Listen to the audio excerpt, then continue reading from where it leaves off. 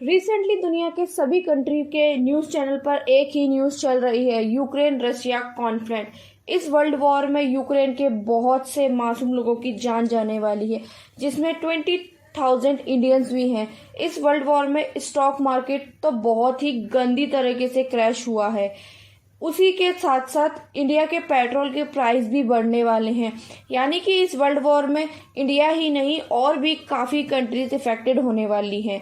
पर कैसे ये वॉर हुआ क्यों? रशिया और यूक्रेन के बीच होने वाली लड़ाई का सबसे बड़ा रीज़न है यूक्रेन की अमेरिका और यूरोपियन कंट्रीज से होने वाले क्लोज रिलेशन। एक्चुअली अमेरिका के लीडरशिप वाले 30 देशों के ग्रुप में शामिल होना चाहता है नाटो की फुल फॉर्म में नॉर्थ एटलांटिक ट्रीट ऑर्गेनाइजेशन में शामिल होना चाहता है। वहीं दूसरी तरफ रशिया लगातार इस बात के बिल्कुल अगेंस्ट है। 16 दिसंबर 2021 यूक्रेन प्रेसिडेंट और नाटो चीफ के बीच एक मीटिंग हुई थी। यूक्रेन प्रेसिडेंट ने नाटो को ज्वाइन करने की बात करते हुए, पर उसके रशिया प्रेसिडेंट बिडेन पुतिन ने कुछ दिन पहले ही अमेरिकन प्रेसिडेंट जॉन बिडेन से वीडियो कॉन्फ्रेंस के जरिए मीटिंग की थी और English prime minister Boris Johnson और France prime minister Emmanuel Macron से भी बात करी और सबसे एक ही डिमांड की कि यूक्रेन को नाटो में शामिल ना किया जाए। नाटो ने इस बात से साफ मना कर दिया। रशिया यूक्रेन को नाटो में शामिल क्यों नहीं होने देता? आखिर इसके पीछे क्या रीजन था? रशियन बॉर्डर के एक साइड यूरोपियन कंट्रीज हैं और एक साइड जापान। ये सभी नाटो के सपोर्ट कंसीडर किए जाते हैं। रशिया फिनलैंड के साथ एक लंबा बॉर्डर भी शेयर करता है। फिनलैंड भी एक नाटो को सपोर्ट करने वाला कंट्री है। हालांकि फिनलैंड नाटो का पार्ट नहीं है और अगर यूक्रेन भी नाटो का पार्ट बन गया तो रशिया चारों तरफ से नाटो से घिर जाएगा और यही रीजन है कि इसीलिए पुतिन यूक्रेन को नाटो का पार्ट नहीं बनाना चाहते। साथ ही रशिया को लगता है कि यूक्रेन पहले रशिया का पार्ट था, तो अब उन्हें यूक्रेन वापस चाहिए।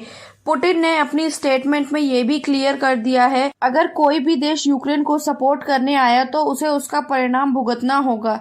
रशिया और यूक्रेन के वॉर स्टार्ट होते ही उसने अपना इम्पैक्ट दिखाना शुरू कर दिया है। दुनिया भर की शेयर मार्केट क्रैश हो गई है और उनमें भारी गिरावट देखने को मिली है। 24 फरवरी को तो शेयर मार्केट में सुनामी ही आ गई थी, जहां सेनेक्स 57,491 से लेके 54,468 तक गिर गया था और निफ्टी 17,156 से लेके सीधा 16,215 गिर गया था, यानी करीब 8 लाख करोड़ का नुकसान, वो भी केवल 2 दिनों में।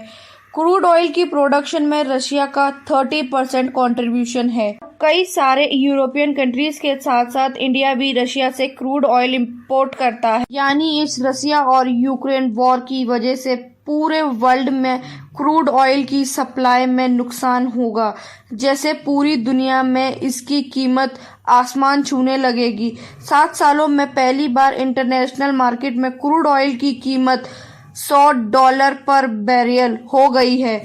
रशिया इंडिया का सबसे बड़ा बिजनेस पार्टनर है। इंडिया रशिया से क्रूड ऑयल के साथ साथ गैस, न्यूट्रल प्लांट, LNG और दूसरी कई कमोडिटी इंपोर्ट करता है।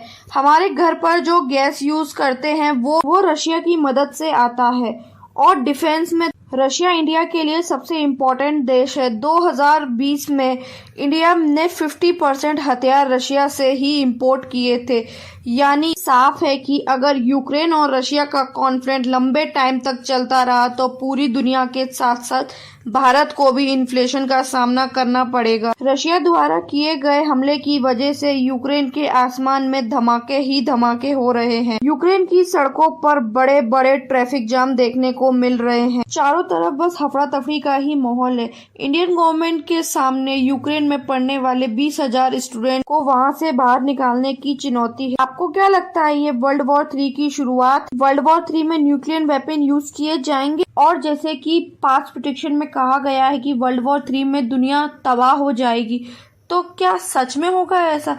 मुझे कमेंट में जरूर बताइएगा।